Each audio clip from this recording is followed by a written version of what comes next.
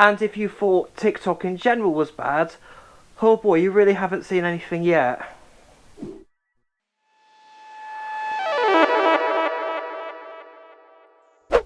So hey, it's Harry Husky, and I kind of wanted to take this moment to talk about my recent experience with TikTok Live, because I thought that TikTok was starting to become a more pleasant place. And I know that some of you may know it didn't actually start off that way. As you may have known, things to start off with when TikTok first came around, things were pretty toxic, needless to say, especially when it came to around the duet feature.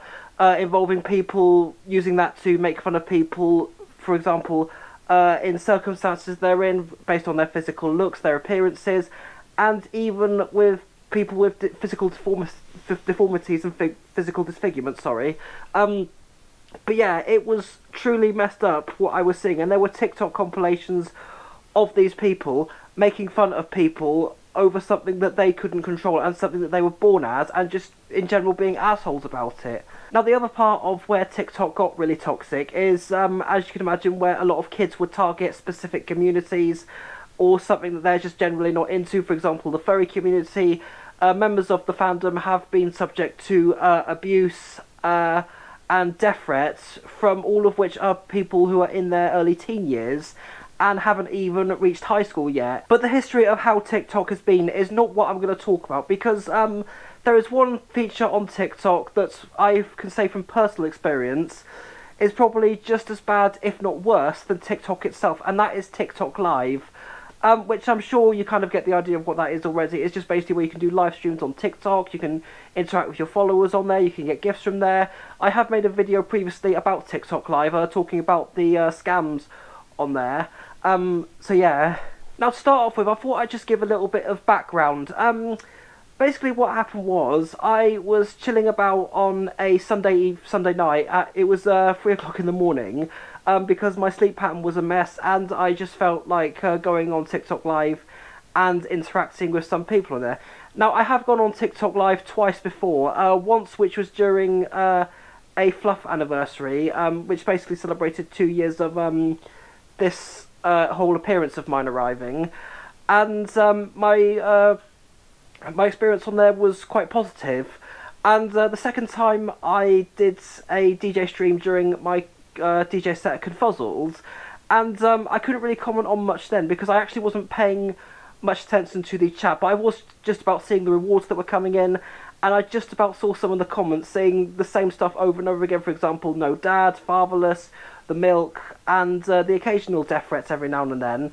But my third time was, I think, because it was 3 in the morning, and American kids are very, very hostile, and the worst we have seen this is from kids in America, because of obviously with the time zone being different over there, they're able to stay awake and see me on TikTok Live. Because the trouble with this is, like with people's videos that they post on TikTok, live streams will also appear on the For You page as well, and that's pretty much where all these kids were coming from. They would scroll through their For You page, they would see me doing a TikTok Live, and then they would come to me and just well, I'll leave this on the screen so you can see the kind of stuff that they were saying.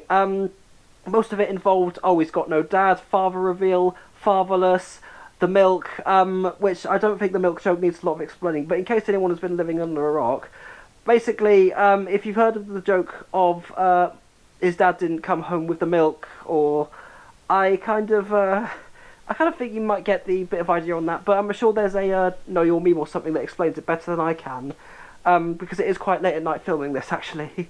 But the problem is, I was very tired, I didn't really have a lot to drink before doing that, and basically it was the fact that I was seeing the same comments over and over again, on top of the death threats that I would get on occasions. I think they weren't as common as the dad's milk and fatherless comments that I ended up getting, but it was just the fact that seeing these come from children was what made the whole thing very unsettling, and just put me in no mood to carry on whatsoever. And at one point during the stream, I ended up doing this. Quite frankly, I don't have the energy to do this anymore.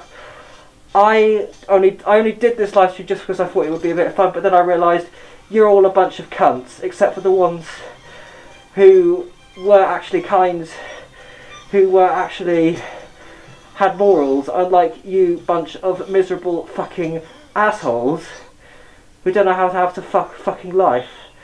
So fuck all of you. I'm gonna get a fucking drink, and fuck you, you bunch of fucking cunts.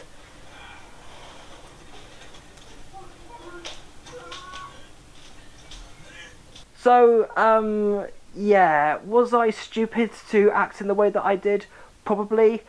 Do I regret acting in that way? Not at the moment of recording this, because I haven't actually received some backlash yet, sorry. I haven't appeared on any cringe compilations. I've not appeared on anyone's cringy For You page or whatever, that they make dies of cringe, or the cringes to this, cringes to that. But I kind of, looking back at it, I could have been a whole lot worse, and I could have said a lot of worse stuff than I did. I could have acted in a worse way than I did. But I tried so hard to keep my cool, but I kind of felt like I lost it, because it was just mortifying to me to see the fact that children can just go on this app and hurl abuse and death threats and all of these other comments at people who are probably about 20, 30, or even 40 or 50 years older from them. And turns out I'm not the only one. I was watching Zaboto's Fox's live stream on TikTok, but the thing he did with that is he doesn't actually monitor his chat, because if you do want to interact with him, you'll have to go and check out his stream on Twitch, which is understandable. And I was just sitting here looking at that chat, and as far as I'm aware, that is completely unmoderated. I'm not sure if Zaboto had moderators on there, but my advice to him would be definitely get some on there, because I was just seeing exactly the same stuff that I was getting on my TikTok live, and it just never ended. All of the same comments, all of the same emojis being placed into the chat over and over again by numerous different people, and clearly they have no respect for originality whatsoever, and I was just sitting there thinking, wow, you're original, mate. But if you thought being on furry streams was bad, you should see some of the other streams that I've encountered, and some of the stuff that the people do receive is undoubtedly worse than anything that the furries have ended up getting. Now, I didn't think to screen record any of this at the time, but what I have seen people with physical deformities, I've seen people with physical disfigurements, I've seen people in hospital beds, I've seen people in intensive care units, I've seen people in on life support, sorry, and the comments that I would end up seeing, holy crap, these kids do not hold back. It is honestly beyond the most truly messed up stuff that I have ever seen. For example, let's take somebody is doing a TikTok live and they're on life support, and you would see numerous comments telling them to pull the plug, or that they shouldn't be alive anymore, that they should consider ending it, or that they should consider killing them. All of these truly disgusting things, and they're all coming from kids. And it's the fact that TikTok clearly isn't doing enough to stop these comments from getting in onto these live streams, and the fact that the For You page is opening the heavenly gates to these trolls to go onto these streams and type in a bunch of hate comments, to the point where fucking hell.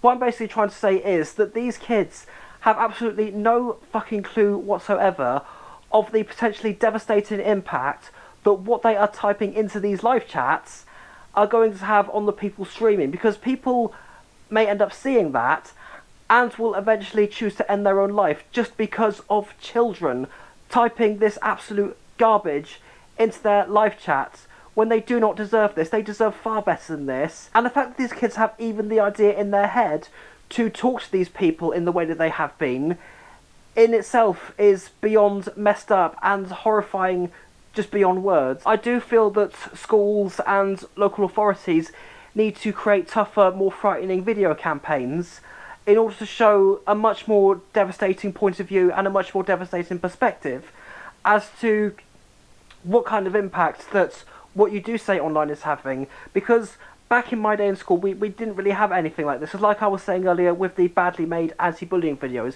in terms of how they were filmed, in terms of how they were edited, in terms of the music they used, in terms of how they were acted overall. It just didn't have a good quality to it, and we never took them seriously. And you wonder why bullying is still a big issue in schools and even online. And all of those videos, I guess, are the reason why, because of just how terrible they are, when really they need to be terrifying, they need to go into deeper fields, they need to, I feel like, kind of maybe edit it a bit like horror, if that kind of works, but I do have a BTEC in creative media, so maybe I could help out in that field. But a question I do have for all of this is, what are the parents making of this? Seeing their children going on this app and saying all of these things to all of these different people who do not deserve this absolutely whatsoever. Because if I was a parent, I would teach my child better, to have some rules, to be, in general, a good, kind-hearted soul. And if I found out that they were doing this, oh good lord, I wouldn't even know where the hell to begin. And I don't want to even touch that with a wooden stick, because of some stuff that I may end up saying that I don't want to actually say, and I don't want people to end up taking it seriously. But I'm just going to leave it there. But at the end of the day, I can only hope that eventually TikTok Live will be a more peaceful and pleasant place for furry content creators like myself to stream on there. But thankfully, I feel like if TikTok in general can be a more pleasant place, because from my experience, it's been more peaceful, pleasant. I mean, the comments I get haven't been as bad as others I've seen, but I do have a different approach to TikTok, so maybe that has kind of helped. But I haven't really seen as much abuse that furries have been getting, because I do remember the days of the furry versus gamer thing that happened on there, and I've seen some truly interesting stuff in that field. But I feel like those days have gone now, and TikTok for people of the furry community and other more underground communities that people will find a bit weird, and people will just it will just be a thing that something that somebody's not into. Sorry. Yeah. So in that area of TikTok in general, I feel like it's going pretty good. But as for TikTok Live, I feel like it's quite far behind and could be like that for quite a while. And on that note, I'm going to finish the video right there, because I've just about said everything I can on this interesting topic. But this has been Harry Husky. Thank you so much for watching, and goodbye. Mwah.